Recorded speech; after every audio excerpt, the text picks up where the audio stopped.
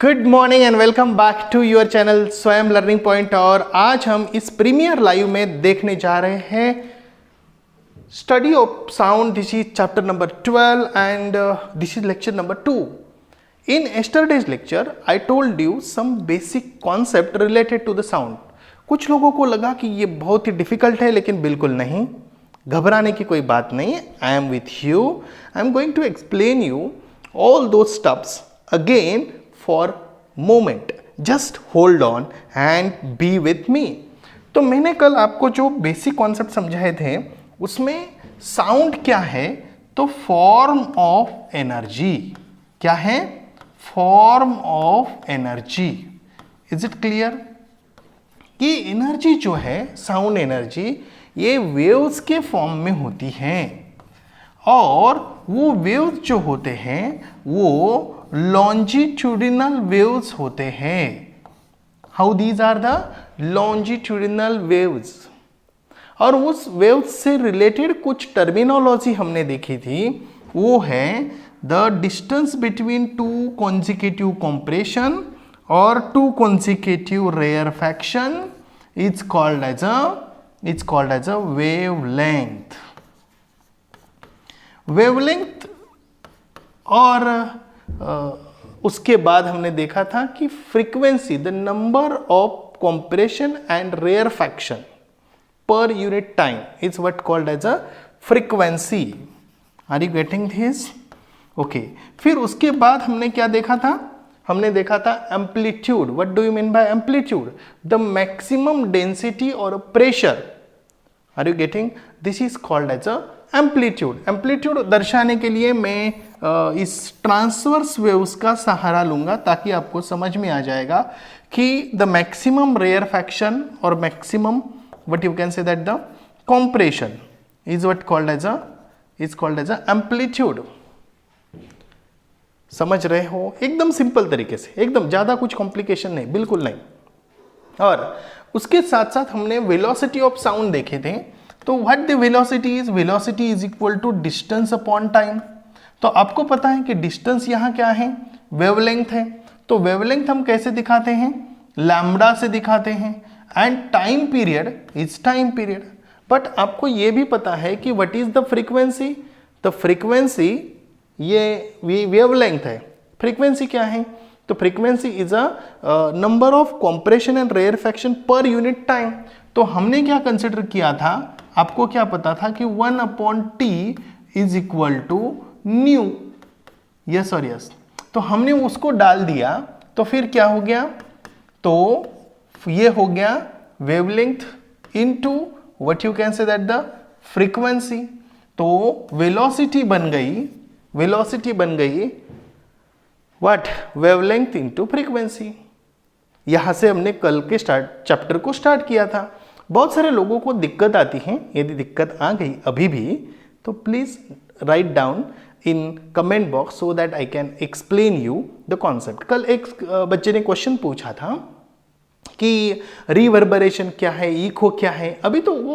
अभी वो शायद आज होगा या कल के लेक्चर में होगा, तो भी मैंने आंसर लिख के दिया है। I hope you will be satisfied with the answer.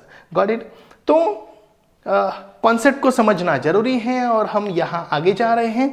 कुछ concepts related to the this velocity of sound in a gases.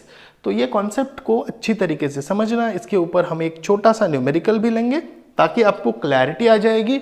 और ये मैं आपको अच्छी तरीके से समझाऊंगा कि साउंड जो है उसकी वेलोसिटी गैसेस मीडियम में किसके ऊपर डिपेंड होती है। तो velocity of sound in a gases medium depends on physical conditions. Physical condition of that gas. What physical conditions? The temperature, density, what that? Temperature, density and molecular weight of that particular medium. What that molecular weight? आपको पता है कि यदि मेरे पास oxygen है तो oxygen का molecular weight कितना है? तो O2 का मोलिकुलर वेट है 32 डाल्टन। या हाइड्रोजन का मोलिकुलर वेट कितना है? तो 2 डाल्टन। क्या आपको पता है ये? तो ये मोलिकुलर वेट के ऊपर या डेंसिटी के ऊपर या टेम्परेचर के ऊपर। डेंसिटी यानी how close the particles are, how close the particles of that particular gas are, how close the particles of that particular gas are is called as a density, and temperature that you know very well. So we are talking here about what is the relation of velocity of sound and temperature. So velocity of sound is directly proportional to the under root of temperature or square root of temperature of that particular gas. क्या आपको समझ में आ रहा है? क्या बोला मैंने? Velocity of sound is directly proportional to the square root of temperature. यानी इधर बोला गया है कि this means that increasing the temperature 4 times, यदि टेम्परेचर को मैं 4 गुना बढ़ा दूं, if temperature is rises by 4 times, the temperature T1 is become 4 basic T1. If I put that value, what will happen? What will happen? The 4 का root क्या होगा? 4 का रूट क्या होगा? It will be the 2. It means that the increasing the temperature 4 times, the double the velocity. Velocity 2 गुना हो जाएगी। मतलब पहले यदि 200 या 346 हम लेते हैं, आपको पता है इसके बारे में, 346 मीटर पर सेकंड है, और यदि टेम्परेचर 4 गुना बढ़ा दिया, जैसे मान लो कि 20 डिग्री सेल्सियस 25 डिग्री सेल्सियस था, तो 25 इंटू 4 ऐसा होता नहीं है, ओके 25 डिग्री सेल्सियस टेम्परेचर था, ओके तो उसको 4 गुना बढ़ा दिया, तो 100 डिग्री सेल्सियस का कोई कंटेनर हमने लिया, तो 100 डिग्री सेल्सियस में जो साउंड है वो 346 इंटू 2 हो जाएगा, 346 इंटू 2 हो जाएगा। कॉन्सेप्ट क्लियर हो रही है? I hope you understood. And कुछ लोग नाराज भी हो जाते हैं, उनको समझ में नहीं आता। भाई नाराज नहीं होने का, नीचे कमेंट बॉक्स में लिखने का, मैं हूं ना, मुझे बताओ ना क्या समझ में नहीं है, I will explain you again. Okay, got it. So density, the velocity of sound is inversely proportional to the square root of density. क्या बोला? Again understand, velocity of sound is inversely proportional to, ये inversely proportional कैसे लिखते हैं? जैसे यहाँ लिखा है velocity proportionality का साइन, ओके, और is 1 upon root what rho. Rho is nothing but here considered as a density. Got it? Okay, so इधर से क्या समझ में आ जाता है कि डेंसिटी यदि 4 टाइम होती है तो वेलोसिटी क्या हो जाती है? हाफ हो जाती है, reduces the velocity to half its value. Sir समझ में नहीं आया, मैं आपको समझाता हूँ। देखिए, यदि वेलोसिटी जो है वो 346 मीटर पर सेकंड है, और यदि डेंसिटी x है, तो यदि डेंसिटी 4x की जाए, यहाँ डेंसिटी यदि 4 की जाए, तो बताओ मुझे 4 का स्क्वायर रूट कितना होता है? 2, यानी कितनी हो गई? हाफ। मतलब ऐसे कंसिडर करेंगे कि velocity is equal to k constant 1 upon root 4, तो v is equal to k into 1 upon 2। अब वेलोसिटी कितनी हो गई बेटा? हाफ हो गई। सिंपल है ना, बहुत ही आसान है। तो मुझे उम्मीद है कि आपको अब थोड़ा स्टाइल समझ में आ गया होगा। Okay, good. अब बात करते हैं मॉलिक्यूलर वेट की। तो मॉलिक्यूलर वेट के साथ भी ऐसा ही होता है कि velocity of sound is inversely proportional to the square root of molecular weight. यानी मॉलिक्यूलर वेट यदि 4 गुना बढ़ा दिया, okay 4 times, the velocity reduces to the half of its original value. Gas में देखो, गैस के बारे में 3 टर्मिनोलॉजी को हमने देखा, टेम्परेचर, डेंसिटी, मॉलिक्यूलर वेट। दिमाग में सेट कर लेना। डेंसिटी क्या बोला मैंने? कि velocity is inversely proportional. Inversely यानी, इनवर्सली का मतलब है कि डेंसिटी बढ़ जाती है तो वेलोसिटी कम हो जाती है, इसको बोलते हैं इनवर्सली प्रोपोर्शनल। क्या बोलते हैं? इनवर्स। एक क्वांटिटी कम हो जाती है, दूसरी क्वांटिटी जब बढ़ जाती है, इसको इनवर्सली प्रोपोर्शनल बोलते हैं। टेम्परेचर के बारे में क्या है, डायरेक्टली प्रोपोर्शनल है। What do you mean bye directly proportional, एक क्वांटिटी बढ़ जाती है दूसरी क्वांटिटी बढ़ जाती है, इसको डायरेक्टली प्रोपोर्शनल बोलते हैं। सो मॉलिक्यूलर वेट के बारे में ये कॉन्सेप्ट समझ में आ गई कि the velocity of sound is inversely proportional to the square root of molecular weight of the gas and thus increasing the molecular weight 4 times reduces the velocity half of its value। यहां तक clear हो गया है। अब हम थोड़ा आगे चलते हैं और ये क्वेश्चन आपके लिए मैंने लिया है, think over it. The molecular weight of oxygen gas is 32 while that of hydrogen gas is 2. Prove that under same physical conditions the velocity of sound in hydrogen is 4 times that in oxygen। Okay good, तो हमें क्या prove करना है ये पहले लिख लेते हैं। तो मैं यहाँ जानबूझ के ऐसे, ये ऑलरेडी क्वेश्चन है, मतलब ये फॉर्मूला है, तो यहाँ गिवन क्या दिया हुआ है, मैं यहाँ लिखता हूँ गिवन, ये शायद मैं यहाँ लिखूँ चलेगा, गिवन मैं यहाँ लिखता हूँ, आपको दिखाई देगा। ओके, गिवन क्या है, molecular weight of oxygen is what 32 Dalton and molecular weight of hydrogen is 2 Dalton. हमें फाइंड आउट करना है, क्या फाइंड आउट करना है, हमें फाइंड आउट करना है कि फाइंड आउट नहीं करना है, टू प्रूव करना है। ओ क्या करना है, टू प्रूव। तो फटाफट से लिखते हैं टू प्रूव। क्या होगा प्रूफ कि velocity of sound in a hydrogen is 4 times the velocity of sound in oxygen। velocity of sound in a hydrogen is 4 times the velocity of sound in oxygen। फटाफट से मेरे साथ जरा समझिए, ये बहुत ही सिंपल एग्जाम्पल है और मैं आपको समझा रहा हूँ, ठीक है। आपको पता है कि velocity is inversely proportional to the molecular square root of molecular weight। अब हम इसको क्या करते हैं, कांस्टेंट टर्म में तब्दील करते हैं। v is equal to k into 1 upon root यम। अब हम यहाँ यम, इधर तक समझ में आ गया। हम यहाँ यम ओ लेते हैं, जब मैं यम ओ ले रहा हूँ तब वैल्यू क्या चेंज होगी, k, और इधर मैं वी ओ ले रहा हूं, क्या ले रहा हूं, वी ओ। तो 1 अपॉन यहां आएगा 32, क्योंकि यम ओ क्या है, 32 है। जब मैं इधर कैलकुलेशन करूंगा तो मुझे समझ में आएगा ही कि 16 इंटू 2 बराबर है ना। तो जब मैं यहां और कैलकुलेशन करूंगा तो यहां समझ में आ ही जाएगा कि क्या आएगा कि k इंटू 1 अपॉन 4 रूट 2, क्योंकि 16 बाहर आ जाएगा। अब जरा ध्यान से देखिए, मैं यहाँ प्रूफ लिख रहा हूँ और मैंने यहाँ प्रूफ लिखना जरूरी था जो मैंने अभी लिखा, कोई बात नहीं। अब आगे देखते हैं। तो ये 4 जो है ये डिनोमिनेटर को है, तो इसको मुझे उधर लेके जाने का हक मिल गया है, तो आप भी वो हक को इस्तेमाल कर सकते हैं और आप उसको लेके जा सकते हैं। तो लेके जाओ। तो यहाँ क्या होगा, यहां होगा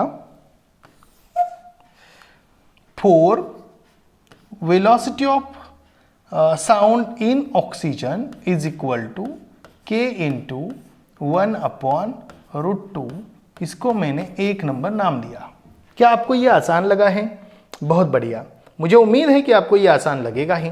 अब हम बात करते हैं कि हाइड्रोजन के, तो VH, now VH is equal to K into what that root mH, और फिर यहाँ K into 1 upon 2, क्योंकि mH क्या है, 2 है। जरा ध्यान से देखिए, 2 डाल्टन।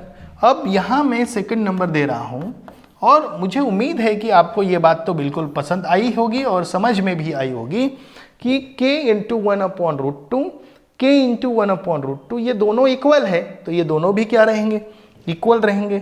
समझना जरूरी है। और यहां मैं लिख रहा हूं 4, यहां मैं लिख रहा हूं velocity of light in hydrogen sound, extremely sorry for that, velocity of sound in hydrogen is equal to 4 times the velocity of sound in oxygen। गलती से मैंने कभी लाइट बोल दिया होगा क्योंकि बहुत बार मैं बोलता हूँ और रिफ्लेक्स सेक्शन से बोलता हूँ।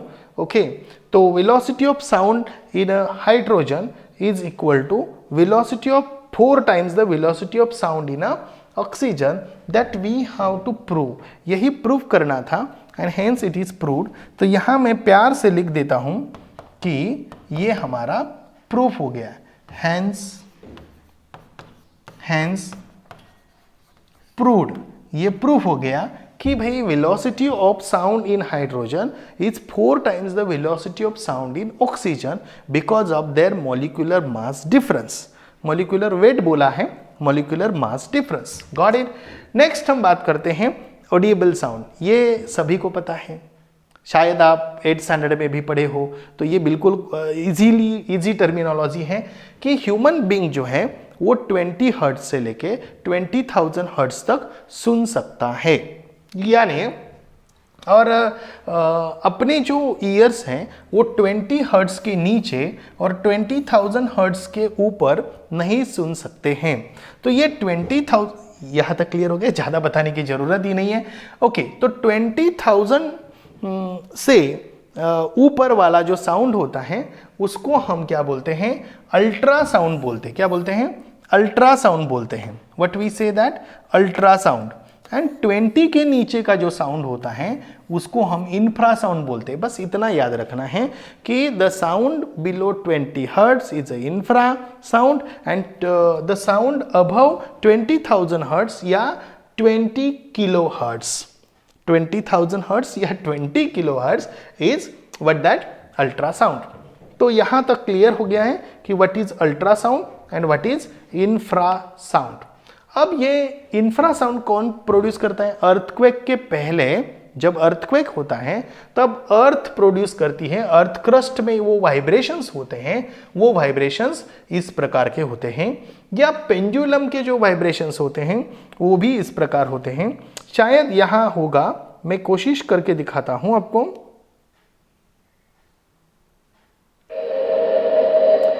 आप शायद सुन रहे होंगे, these are the infrasound which is produced before earthquake। ये ऐसा किसी ने वीडियो बना के दिया है।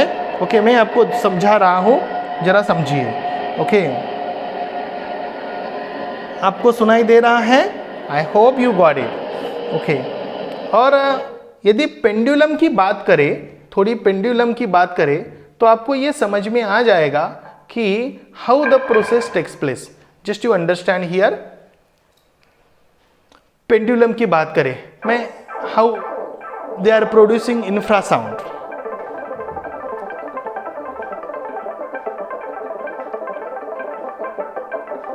These are the pendulum. Okay, तो आपको बात समझ में आई होगी। अब ज़्यादा इसके ऊपर डिस्कस करने की ज़रूरत नहीं है। बस ये दो लोग हैं कि जो इंफ्रासाउंड प्रोड्यूस करते हैं। वैसे इंफ्रासाउंड 20 हर्ट्ज के नीचे वाले को हम इंफ्रासाउंड बोलते हैं। डॉग्स भी इनको सुन सकते हैं, समझ रहे हो? गुड। ओके,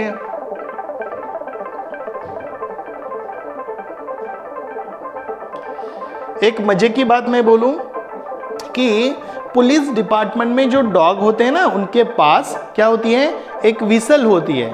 वो 8 हर्ट्ज का साउंड करती है। जब वो बजाते हैं तो वो डॉग को सुनाई देती है, ह्यूमन बीइंग को पता ही नहीं चलता बजी या नहीं बजी। Got it? ओके, तो आगे चलते हैं। यहां अल्ट्रासाउंड। अल्ट्रासाउंड इन लोगों को समझ में आ जाता है, जैसे डॉग्स है, माउस है, बैट है और ये डॉल्फिन है। These animals here ultrasound and bat, mice, dolphin can also produce ultrasound. Bat ultrasound भी प्रोड्यूस करती है ग्रेटर दैन 20,000 हर्ट्ज। इसके बारे में आपने शायद 8th स्टैंडर्ड में पढ़ा होगा। और ह्यूमन बीइंग में जो छोटे छोटे बच्चे होते, 5 साल के से भी छोटे बच्चे, they can hear up to 25,000। Okay, they can hear up to 25,000 hertz या 25 किलोहर्ट्ज तक का साउंड वो सुन सकते हैं। अब मैं 5 साल के नीचे वाले बच्चे की बात कर रहा हूँ, आपकी तो बिल्कुल नहीं। समझ रहे हो? गुड। तो थोड़ा पास्ट में जाते हैं। तो ये लाजारो नाम का जो साइंटिस्ट है, उन्होंने बैट के ऊपर एक्सपेरिमेंट किया था। बैट के सभी अंगों को उन्होंने पैक करके रात को छोड़ दिया था। तब जब लास्ट में पता चला, मतलब उन्होंने आंखें भी बंद कर दी थी, ओके, मतलब आंखें खुली रखी थी और बाकी सब ऑर्गन्स बंद कर दिए थे, तो जो उसके ऑब्स्टैकल से वो टकराती थी और गिर जाती थी। लेकिन जैसे ही उन्होंने आंखें बंद करके देखी उनके और एक्सपेरिमेंट किया, तो उनको समझ में आ गया कि it can fly without eyes in the night. What's the reason? The reason is ultrasound. तो ये सब चीजें यहाँ लिखी गई है। I hope you will understand that the Italian scientist Spallanzani was the first to discover a special mechanism present in bats. He covered various organs of bat like the eyes, ears, nose, and one by one allowed them to fly in the dark, thereby discovering how they can fly easily in the dark. He found that the bats with their ears covered begin to collide with whatever came in their path, even though their eyes were open. But they were of no use to the bats. He thus discovered that their ability to fly in the dark depends on their ears, not on eyes, and the ultrasonic sound, जैसे कि हमारी चलने की ability हमारी आंखों के ऊपर depend है, लेकिन बैट की नहीं. So the ultrasonic sound produced by bats get reflected on hitting an obstacle. This reflected sound is received by their ears and they can locate the obstacle and estimate the distance even in the dark. Okay, उनको distance भी समझ में आ जाता है और वो अपना direction भी चेंज करके रात को ट्रैवल कर सकती है बेचारी बैट. अब हम अल्ट्रासाउंड के इस्तेमाल की बात करते हैं. तो अल्ट्रासाउंड जो है वो बहुत सारे जगह पे इस्तेमाल होता है. जैसे कि यहाँ आप देख रहे हैं ये शिप है, तो अंदर डेप्थ को चेक करने के लिए, सी डेप्थ को चेक करने के लिए, फिर उसके बाद शिप टू शिप कम्युनिकेशन के लिए, ऐसे बहुत सारी चीज़ों के लिए अल्ट्रासाउंड का इस्तेमाल किया जाता है. प्लास्टिक सरफेसेस को मोल्ड करने के लिए भी, मतलब जोड़ने के लिए भी ये अल्ट्रासाउंड का इस्तेमाल किया जाता है. यही तो साइंस की खूबी है कि हमें जो ऊपर से नहीं दिखता है, साइंस में जब हम डिटेल में जाते हैं तब हमें उसका इस्तेमाल समझ में आ जाता है. ये तो इसका एकदम बढ़िया एग्जाम्पल है. और आगे तो आप देखिए ही कि जो मिल्क जैसे जो लिक्विड है उसको स्टरीलाइज करने के लिए भी ये अल्ट्रासाउंड का इस्तेमाल किया जाता है. और आगे देखिए कि echocardiography which studies heart beats is based on ultrasonic waves और that is sonography technology. And आपको पता ही है कि द ऑप्टेन जो इंटरनल ऑर्गन के जो इमेजेस हैं वो इमेजेस ऑप्टेन करने के लिए भी अल्ट्रासाउंड का इस्तेमाल किया जाता है. ये अल्ट्रासाउंड सोनोग्राफी नाम की ये जो चीज़ है वो जो बच्चा मदर के ओम में होता है उनको उनके ऑर्गन्स ठीक है या नहीं, मतलब उसमें कोई म्यूटेशन हो गया या कुछ भी चैलेंजेस आ गए हैं अंदर, तो वो भी चेक कर सकते हैं. यानी बच्चा माँ के पेट में है तभी उसके सभी ऑर्गन्स को भी चेक कर सकते हैं, इवन उनके हार्ट को, उनके किडनी को भी चेक कर सकते हैं by using this ultrasound sonography. Got it? Okay, good. और इंडस्ट्री में कुछ ऐसे पार्ट होते हैं, मतलब उसको हम इंट्रिकेट पार्ट बोलते हैं, उसको क्लीन करने के लिए जहाँ हमारा ह्यूमन हैंड नहीं पहुँच पाता वो क्लीन करने के लिए, क्लीन करने के लिए ये जरा इसके ऊपर ना मैं आपको रिक्वेस्ट करता हूँ सभी लोगों को कि जरा सोचने से आपको क्या समझ में आ जाएगा. यार साउंड है, बस हम सुनते हैं, लेकिन यहाँ तो हम तो इसके इतने सारे इस्तेमाल करते हैं. ओके, किसी ने कहा है कि कुछ एक डायमेंशंस, मतलब 10th डायमेंशन पे, अभी ये इसके ऊपर मैं बहस करूँगा, यहाँ तो बहुत ज़्यादा बड़ी बात हो जाएगी, तो यहाँ तक मैं सीमित रखता हूँ. ओके, तो to locate the cracks and faults in a metal block, metal block जो बड़े बड़े ब्रिजेस बनाने के लिए जो मेटल ब्लॉक बनाए जाते हैं या बड़े बड़े मशीनरीज बनाने के लिए जो मेटल ब्लॉक बनाए जाते हैं, उसमें कोई गैस बबल्स तो नहीं रह गया, क्रैक तो नहीं आएगा, क्योंकि कभी कभी होता है क्रैक जाएगा तो भी वो पूरा जो मशीन है वो खराब हो जाएगा। तो to locate that crack and flaws, okay, this ultrasound is use. So ये बहुत ही सिंपल है, ये आपको समझ में आ गया होगा।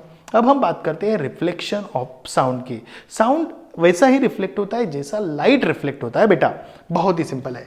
तो उसके लिए क्या चाहिए, सबसे पहले कि लाइट वेव जैसे कोलाइड होते हैं और फिर वो रिफ्लेक्ट होते हैं, वैसा ही साउंड होता है। So sound waves to get reflected from a solid और liquid surface, okay, these waves also follow the laws of reflection.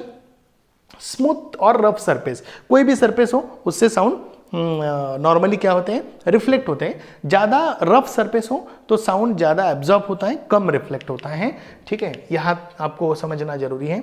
तो what is the law? The law is the direction of incident sound waves and reflected sound waves make equal angle. जैसे कि आप यहाँ देख रहे हो कि ये इंसिडेंट साउंड वेव्स हैं, यहाँ एक एक्सपेरिमेंट भी दिया है। क्या है ये experiment?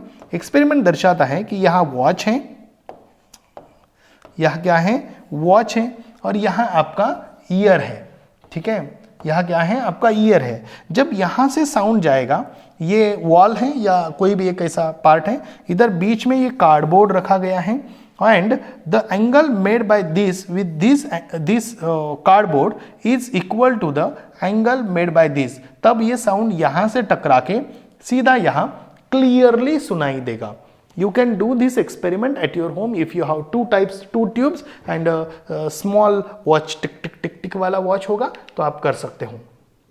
Then incident sound waves, reflected sound waves and point of incident, all these lie in a same plane। जैसे कि ये point है incident sound waves, reflected sound waves and ये point, मतलब point of incident lie in same plane. यहाँ आपको ये experiment फिर से दिखाया गया है, मतलब वही एक्सपेरिमेंट है, ध्यान से कैसे करना है ये आपको एक्सप्लेन करके दिया है यहाँ in figure, okay. I hope it's very very simple and understandable. So यहाँ कुछ गुड और बैड रिफ्लेक्टर्स दिए हैं। तो बैड रिफ्लेक्टर यानी कर्टन है, कारपेट्स है, फर्नीचर है, ओके, एंड पेपर है, क्लोथ्स है, ओके, ये क्या है, बैड रिफ्लेक्टर है, यानी उसके ऊपर साउंड एब्जॉर्ब हो जाता है। और गुड सरफेस क्या है, हार्ड और फ्लैट सरफेस जो होते हैं उसको गुड रिफ्लेक्टर बोला जाता है। साउंड उसके ऊपर जाता है तो वो रिफ्लेक्ट होता है, ठीक है। तो यहाँ तक, thank you for watching this extraordinary awesome video. मैं हर बार ऐसा ही बोलता हूँ, यदि आपको सच में पसंद आता है तो ज़रा कमेंट बॉक्स में लिख देना और लाइक कर देना। क्या आपको और इस प्रकार के वीडियो पसंद आ रहे हैं, ओके, क्योंकि अभी पोर्शन कंप्लीट करना है तो इसके लिए मैं थोड़ा सा इस प्रकार के वीडियो बना रहा हूँ। दूसरे वीडियो भी आते रहेंगे, ओके, क्योंकि वो वीडियो बनाने के लिए टाइम लगता है, उसमें बहुत सारे एनिमेशन प्रोसेसेस होते हैं। So I hope you will enjoy everything with us and sharing it's caring. Bye bye.